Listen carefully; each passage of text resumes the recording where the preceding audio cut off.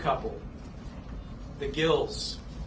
This one's particularly egregious because they are medical providers. Gladwin Gill is a doctor, he's a psychologist. His wife, Miss Gill, is a registered nurse, and they operated what's known as 626 Hospice in Glendale. Interesting enough, they both have a criminal history for tax evasion, and so they're not actually allowed to open up a hospice. So what do? They use their daughter's name to open the hospice. So they're operating this fraudulent hospice under their daughter's name, and the nurse would fabricate and add things to the medical file to make it look like the beneficiaries were terminally ill when they weren't. This particular hospice submitted more than $5.2 million in fraudulent claims, and Medicare actually paid out more than $4 million. And so again, it's another fraudulent hospice. Their discharge rate of survivors is above 70%. All 22 beneficiaries that we spoke with had no terminal illness. They did not qualify for hospice care. And so what's interesting about this case is it's been on the radar of the federal government for a while. I was talking to Dr. Oz about this. Search warrant was actually executed in 2022, but nothing happened with these cases. Nothing's happened with fraud under the prior administration. And you'll have to ask them why, but presumably it just wasn't a priority. And so we are making fraud a priority. So quickly, within the last year, we've been working at lightning speed to put these cases together, and you're seeing the fruits of that today. And I think you'll be seeing many more of these operations in the months ahead.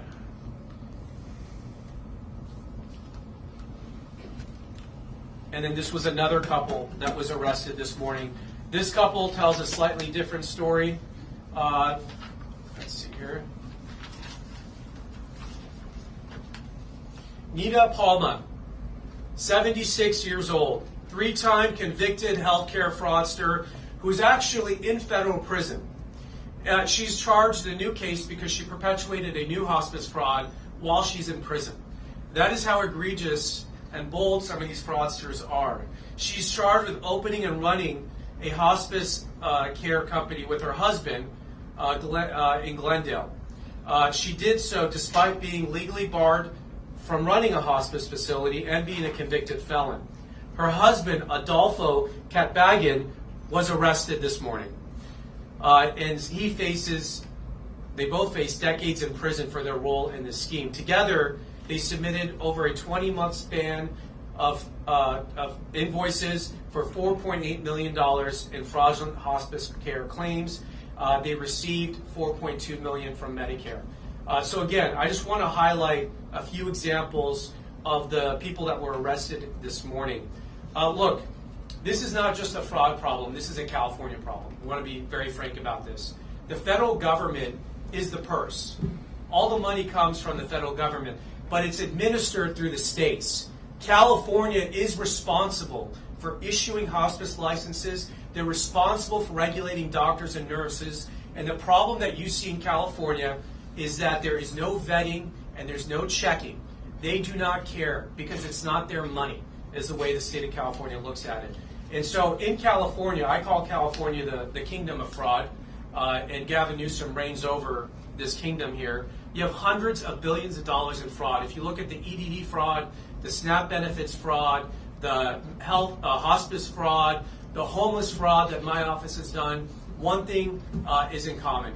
No vetting, no checking. Money goes out the door with no questions asked, no receipts, no checking up on them. In fact, and maybe Dr. Oz will talk about this, California's own auditor said they need to put better regulations in place so they can have oversight over the hospices. They were required by January 1st of this year to adopt emergency regulations cracking down on fraudulent hospices. That deadline was January 1st. They did not pass the guidelines. You'll have to ask the governor, Governor Newsom, and the Department of Public Health why they refuse to issue proper guidelines and have proper oversight on hospices. So when the state says that they are taking fraud seriously, it's a bold-faced lie. They are not taking it seriously. They're not passing the regulations, and they're not sending people to prison. And that's what we're doing here today with this task force. We're providing the oversight that's been missing from California for a very long time. All right, with that, I want to invite Dr. Oz to come up and say a few words. Thank you, Dr. Oz. Thank you, Billy. So I spent the morning together with a SWAT team that met at 5 a.m. and went after, in our case, the Gills at 6 a.m. with a carefully choreographed effort to shut down fraudsters who have been at it for an earliest recollection from law enforcement around 2018, indictments in 2022. And I want to applaud the U.S. Attorney, Billy Salin, the entire team here, and Colin for leading this task force, because what you're witnessing right now is a seismic shift in how the Trump administration is going to change what was going on in the prior Biden administration. And we spoke to Vice President Vance this morning. There was a task force meeting. The first one was last week. As you all know, we had a press conference the day after the State of the Union when he was announced, leading the task force to announce actions by CMS, which included deferring of payments to Minnesota and a nationwide moratorium on durable medical equipment. However, hospice in Southern California is an entire different level of fraud. And these law enforcement leaders and the brave men and women that I was able to witness this morning go after these criminals are doing God's work, and they're going to be able to do it more effectively because there's been a demand made by the President and the Vice President that is an all-of-government effort. All of us have to talk to each other, which means CMS, which runs insurance, Medicare, Medicaid, CHIP, the ACA, Affordable Care Act, Obamacare, all the insurance public elements need to communicate very swiftly with law enforcement, with Treasury, with everybody else whose fingerprints might actually be helpful in figuring out the problems. Now, the accused criminals in this case, as Billy mentioned, are a doctor and a nurse.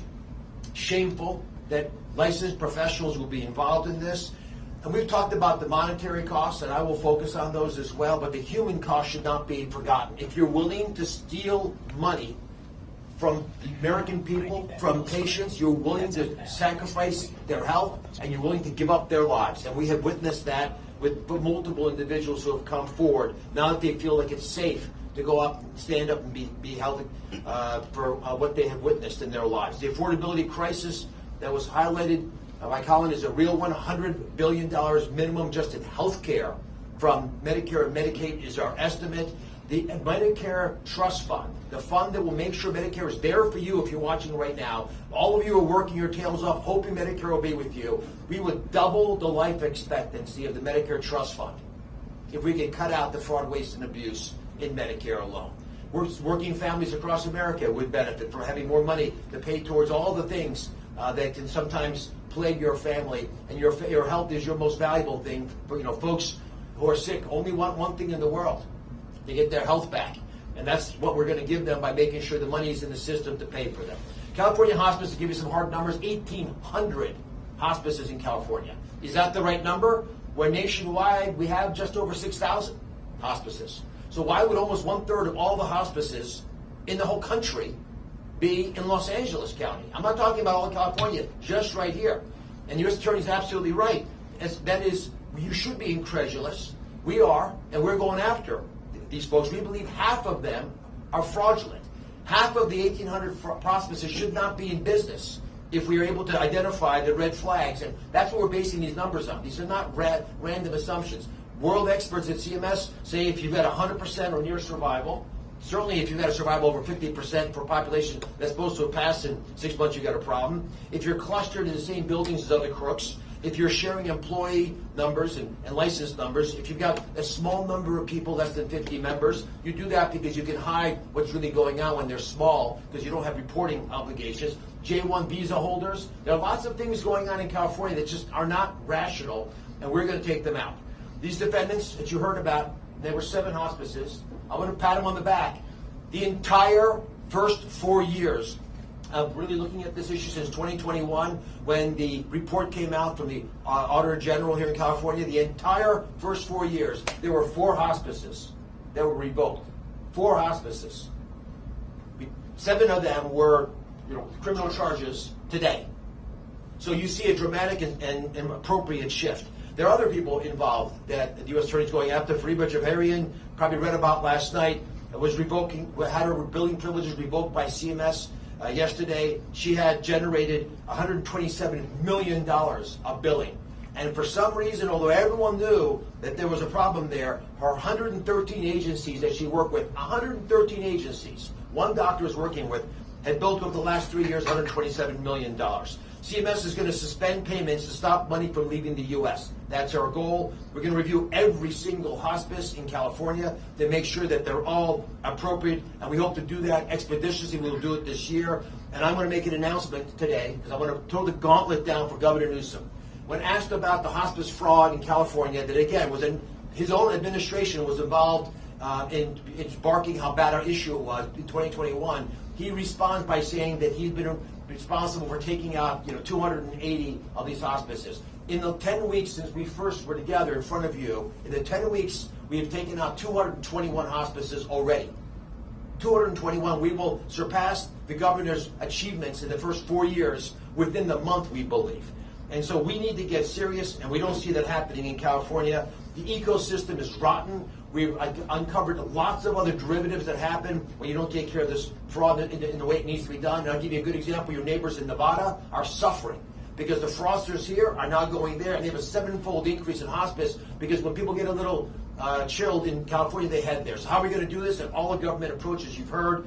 If you're defrauding Medicare, listen carefully, if you're defrauding Medicare, start running, because we are coming for you. Don't walk, run away.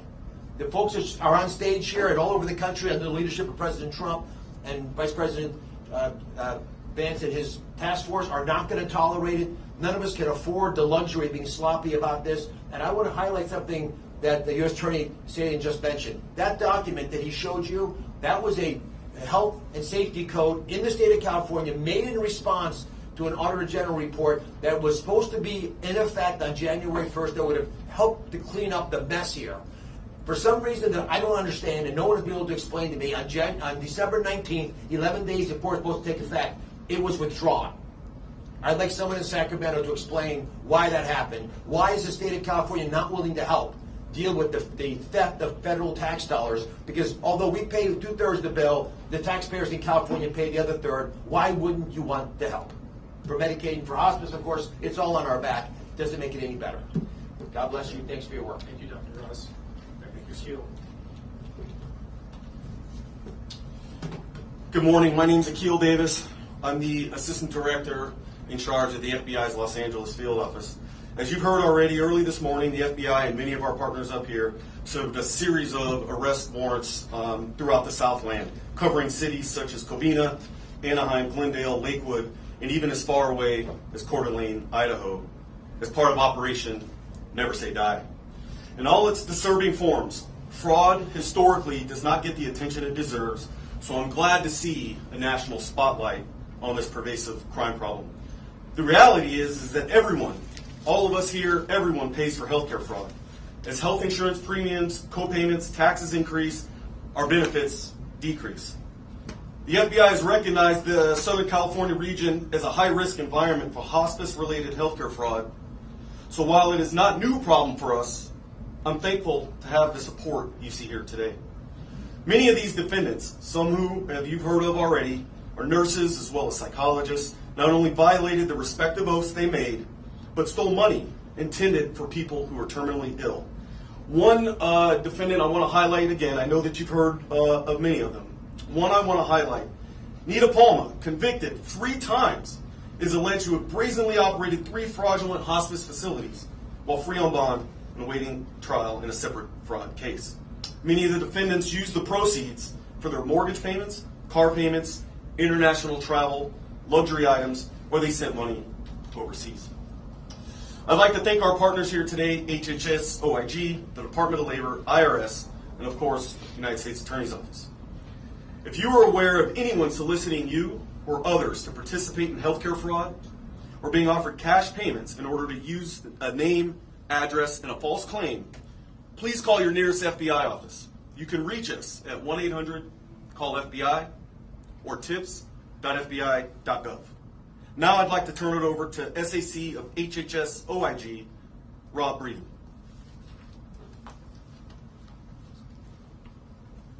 Thank you and good morning. Our investigators at HHS OIG and our analysts work tirelessly to expose wrongdoing and protect the Medicare program and its enrollees. I'd like to thank them for the service and recognize them for their efforts.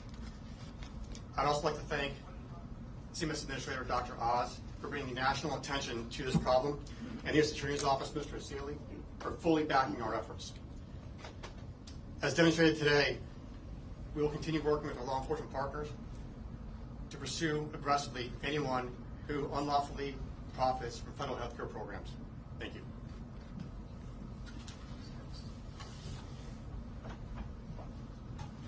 Good morning, everyone. My name is Anthony Diaz-Pizito. I am the Inspector General for the Department of Labor. There is no question that fraud is a tax on the American people. And I think one thing that hasn't been mentioned this morning is the fact that many of the law enforcement agencies up here, including inspectors general offices throughout the United States of America, have consistently investigated fraud. The difference today is that we have leaders. We have common sense leaders like our U.S. Attorney, like Colin McDonald, like Dr. Oz, like Vice President Vance and President Trump, who have clearly stated that no fraud is too small and that we will hunt, we will prosecute, and we will put those taking advantage of the American people behind bars. And there is no question that in places like here in California, in my home state of New York, in Minnesota and Illinois, failed leadership and broken or no guardrails has led to individuals taking advantage of these resources. One of the things you hear over and over again from our partners is the fact that these people have been convicted over and over again. It is a revolving door of justice. But now we have leaders who are willing to listen to law enforcement professionals, who want to prosecute these cases and want to hold people accountable. That's what the American people should want. It shouldn't be a Republican or Democrat issue. This is an American issue. And the fact that President Trump has made it very clear that the war on fraud is paramount should tell all Americans what he believes in. I want to thank everyone who participated today, and I especially want to thank the team from the Department of Labor Inspector General's office. They was out this morning. They hunted 2 perpetrators, arrested 1 who not only took advantage of health insurance resources, but also violated the trust and took money from labor unions for well over $10 million. A job well done to everyone here. And to everyone that is listening at home, remember, as everyone has said, if you are committing fraud, if you are taking advantage of the American people, sleep with one eye open, because we are investigating and we are coming for you. I think HSI is next. Good morning. My name is Wayne Grant. I'm a Deputy Special Agent in charge for HSI Los Angeles. And I'm here to talk about electronic benefit transfer benefits and fraud that happens in the EBT space. Since 2002, we've been investigating fraudulent activity in transnational criminal organizations that are perpetrating this fraud throughout the community. In basic principle, these individuals place skimming devices on credit card machines within the community, stealing the data off those cards, creating cloned cards, and at the beginning of the month, when the EBT benefits are deposited, they steal those funds from the beneficiaries. Over the past 4 years, $310 million has been stolen from recipients of SNAP in the community. This is a problem that is perpetrated because while fellow law enforcement and law enforcement community in general have pleaded with the state of California to put effective measures in place to protect these cards, the measures that have been put in place are ineffective, and the fraud continues today.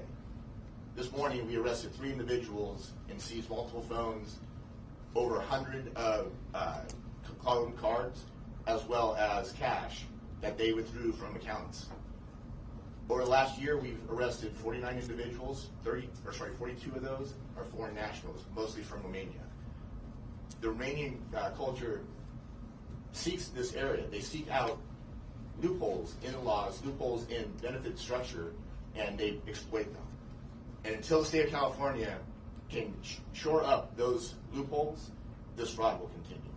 I want to thank our partners in this investigation from the U.S. Secret Service, Health and Human Services, us as Inspector General, U.S. Attorney's Office, and our local partners. That includes Los Angeles Sheriff's Department, Los Angeles Police Department, Covina PD, El Segundo PD, Hermosa Beach PD, Irwindale PD, and Torrance PD. Thank you. All right, thank you, everyone. So basically, the big picture is the party's over, at least in the state of California. So the gravy train's over, the party's over, and we're coming for fraudsters. The magnitude of the problem is so immense, it's large. We have to put all our resources together and figure out how we're going to tackle the worst of the worst and how we're going to shut down the fraud from beginning in the first place. With that, we'll take a few questions. Yes, sir. Mr. Arceli, I'm Ross Palumbo from CBS LA. You're aware that CBS News did an investigation identifying more than 700 of these potentially fraudulent hospice locations. We've also done an investigation on more than 800 fraudulent businesses established using legal immigrant identities, but then registered through the state of California to make them appear to be more legitimate. The governor will not speak about that. The Secretary of State will not comment on any safeguards in place to prevent this from happening. What are your thoughts about the state's role in that crime, and what can you do about that? One thing I want to be clear, this is the beginning, not the end. You're going to see more of these charges, more arrests, more of the takedowns. You're going to see them clustered every other month or so. So this is not the beginning, this is the end. We have many, many, many open, active criminal investigations. I'm not going to talk about any specific case, but what you're talking about is exactly what we highlighted. California has totally given up its responsibility to make sure that fraud isn't happening in its territory. So you're right, California is basically enabling the fraudsters by handing them the keys to the Medicare piggy bank. Because when California hands someone a hospice license, that allows them to access the Medicare system and to build a Medicare system. Without that, this fraud could not occur. So why California does not want to clamp down on how it conducts oversight, I can't tell you why. They were supposed to pass regulations to address just that. Again, January 1st, they failed to do that. So there's a reason I call Gavin Newsom the king of fraud, because he reigns over more fraud than I think we've seen in the history of the United States of America. Hundreds of billions of dollars of fraud have gone out the door under his reign as the king of fraud. So I don't really know why he does what he does, but that's what he's doing. Will you now look into this fraud that we've uncovered with this new investigation? Many active criminal investigations. I think we had a tip line. Did we put it out? 1-800-CALL-FBI. If you have information, send it to them. We are looking at, again, many, many investigations. I won't talk about anything coming up in the pipe. Yes, Joe. All right, so there's a mention that there were some Romanian nationals arrested. How many of those arrested are from other countries? And also, how many have been arrested? And should anybody in the state be held accountable for this legally? So a couple things, and thanks for asking. What HSI talked about, the SNAP benefits fraud, those arrests are separate and apart from this operation today. So those arrests today are in addition to the folks that we were discussing in the hospice fraud. That is the SNAP benefits, the food stamps that are being drained from people who need them by fraudsters. And the reason they're being drained is because the state, again, has failed to put in basic security measures so people cannot skim the EBT cards, duplicate them, clone them, and take the money from people's accounts. And before, the state hasn't really cared, because if you got defrauded, the federal government would just replenish the funds and you get your money. But those days are over. And so California needs to do better. As far as that group of defendants, they are of Romanian descent. The folks today were primarily of South Asian descent, I believe. There were two, at least, foreign nationals, one from the Philippines, one from North Korea. So again, there is no one foreign national group that has a monopoly on fraud. We see this in different foreign communities. Yeah. You have provided a hotline and victim regeneration. You are providing a hotline and are inviting people to report these type of crimes. Yes. Most of them are taking advantage of immigrants, whether legal or illegal. Yes. What would be the message to those immigrants that might be afraid to contact federal authorities in lieu of this race? I will tell you, when it comes to immigration enforcement, we do target violent and criminal illegal immigrants. That is the focus of our immigration enforcement. However, anyone who's here unlawfully is subject to our laws until Congress changes that. So we do want to hear from victims. I mean, do you have anything to add on that? Or? from the Yeah, FBI you standpoint? can remain anonymous, tips.fbi.gov to those immigrant communities that are fearful of that. We need to know about all of these frauds so that we can appropriately address them and investigate them. in those data. Yeah. But the FBI's they're not looking to use that tip line to deport people, if that's your question. Gotcha. Yeah. Thank you. Question for Mr. Azali. Would you be able to tell us the percentage of cases being prosecuted right now that began under this administration, and perhaps the number of cases that were prosecuted for suspected hospice fraud under the first Trump administration? Yeah. I don't have the numbers our numbers didn't go back that far. What I can tell you is under the prior administration, I think we found 4 cases, hospice cases of fraud in this charges. In the last 4 years, 4 cases of hospice were prosecuted. But you're asking a question about the first Trump administration. A lot of what happened during hospice fraud really started to take off during COVID.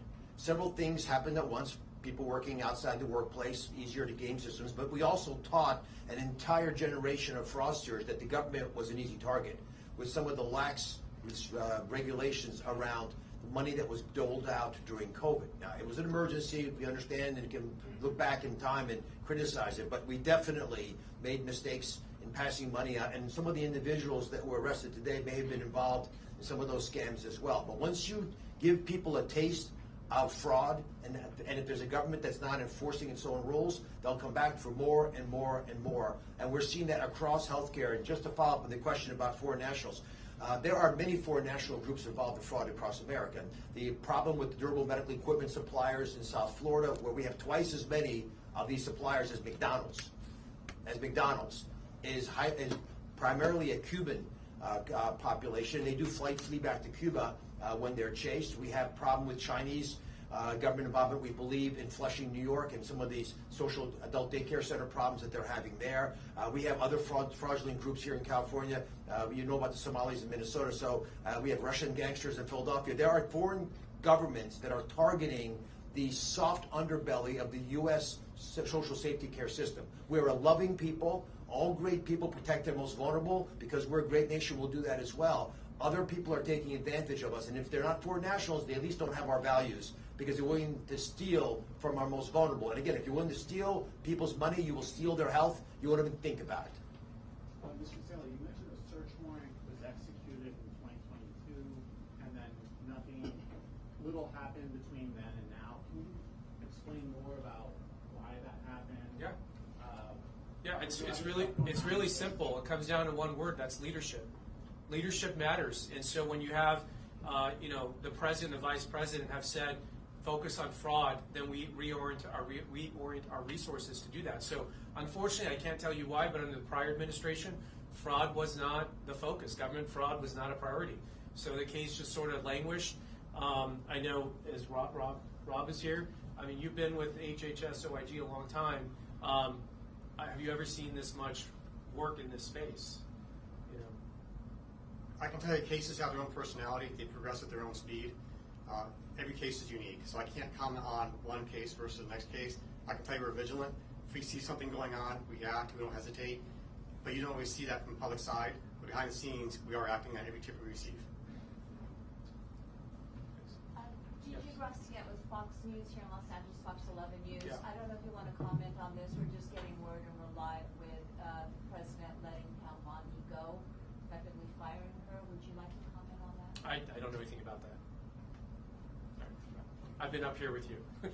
Yes, Joe. Yes, but sir, you mentioned her in the press conference earlier. Is this Yes. a blow to you that now she's leaving? I don't know anything about it. I'm not going to comment on anything the president may or may not have just done. So, yes. Are any of these arrests connected to that area in Van Nuys where Dr. Oz filmed a video saying it was a hotbed for fraud? This particular group of defendants is not. That is not that location. But again, I'll just say we have many active investigations going on. I can't comment on any specific case. Right. 2 more questions. Yes. Just a quick follow-up for Dr. Oz as well. Can you respond to community concerns that said that video was discriminatory in any way to the immigrant groups there? I was stating the facts as they've been explained to me, and we have a lot of evidence of where the fraud is just looking at the numbers. If you have hundreds of hospices in a small area, you should be suspicious because it's not naturally what happens with hospice care. And we're going to pursue the law and try to do the best as we should to make sure the American people are protected, but even more so from my perspective as a doctor, the folks are protected with regard to their health, because some of these systems are not designed to take care of human beings. And if you saw some of the horror stories where we deal with every single day, folks, pushed in the hospice erroneously, they give up their real insurance, they lose Medicare when they go to hospice, they no longer have coverage. So there are lots of victims to these crimes. Last question, Joe. Yeah, in Minnesota there was a pause in payments for some federal funds. Has there been any conversation about that here in California? And following up from before, can anybody in the state here be held responsible or facing legal consequences with this? You answer the first one. The process that took place in Minnesota is being examined in other states as well. We've sent a letter asking for information. We're now looking at issues that we need to follow up on. Sir, do you have any comment on Pam Bondi? Dr. Oz? Let me just answer Joe's question real quick about holding people in the state responsible. Nobody's above the law. If we find evidence in our investigation that anyone within the state system was facilitating the fraud or otherwise benefited personally from the fraud, you bet you they will be arrested and charged by this administration, without a doubt. Now, a lot of what you're seeing, though, is just flat out malpractice, malfeasance. It's malpractice. The state just doesn't want to do anything about the fraud. But we'll work these cases up. We start with folks at the bottom level of the fraud, and you know what? They're facing a lot of time. They may want to cooperate. That's how these things work sometimes, and that's when we'll learn about potential insiders. But that does take time. And again, no one was looking at this until we all got here. So with that, thank you guys very much. All right, thank you. The press release is out. If you need a copy of it. Mr. Asali, can we talk to you about this other case? We worked for months on this, and I think you might be interested in it. We'll just speak with you right here. I think my cameraman's right here. So what we did is we looked at the identity theft of legal. This isn't on? This isn't on? I'm sorry. Well, I'll tell you what the story is about, just in case you haven't seen it. These people? Yeah. We basically looked at the identity theft of legal immigrants, people who come here temporarily on, I think, J1 visas, and then they leave the country. So they apparently are the perfect victims because when their identity is stolen, they're not here to receive an email or a snail mail or anything like that. And we found more than 800 of them in Southern California. Have you provided that to law enforcement? Well, we provided it to the Secretary of State and asked We'd love a copy. why they were allowed to register as LLCs in the state without any checking of proper identity. Well, they don't. I mean, from our experience, the state of California does no vetting, no checking. Like I said, and whether it's the homeless fraud space, the hospice space, they just push these things out the door. There is an agenda in Sacramento to just spend as much government money as possible. I'm not sure what the end game is there, but they don't want to do anything to slow down government spending. California is going to go broke, not because there's been massive increase in costs, just because they spend so much money, and a lot of it now is going to fraud. We're talking about hundreds of billions of dollars. Are you surprised the state has not taken action on this particular crime? It would not surprise me that they have taken no meaningful action, because the state has failed to take meaningful action in pretty much every single fraud case you've seen us bring. And when the state says they're serious about fraud, they're not serious. Ask them when the last person went to prison. They've emptied the prisons in California. We have half as many prisoners in the California system as we did 10 years ago. They do not believe in punishing people with prison anymore. Now, I know you can't talk about specifics, but are you willing to look into cases like this? We want to know. If you have evidence of particular fraud, we may or may not know about it already, but it doesn't hurt. Please provide us the information. We'll get it to the agency. This is the type of thing you would look into. Yes, we would. Absolutely. You would prosecute. Yes, sir. We want to prosecute fraud. Now, it does take, I want to caution, it takes time to put these cases together. There's a lot of people. These fraudsters are experts at trying to conceal what they do, and they understand the weaknesses of the systems that detect fraud. So we can figure out, we have to get behind whose names are on the on the license and get behind the true actors. As you saw today, a lot of them were doing it with their kids' names, with their husband's name, with immigrant names. So it's kind of the same thing, it's complicated. Isn't it? The hospice and the investigation we did, because both frauds are using the state for legitimacy, aren't they? They use the state to legitimize their fraudulent activities. That license, like I said, is the key that opens the gate to get the Medicare dollars. And California just hands them out like cookies. Thank you so much. Thanks, sir. Yes. Hey, all right. Okay. Thank you. Yeah. Thank you so much. Take care. Yeah, of course.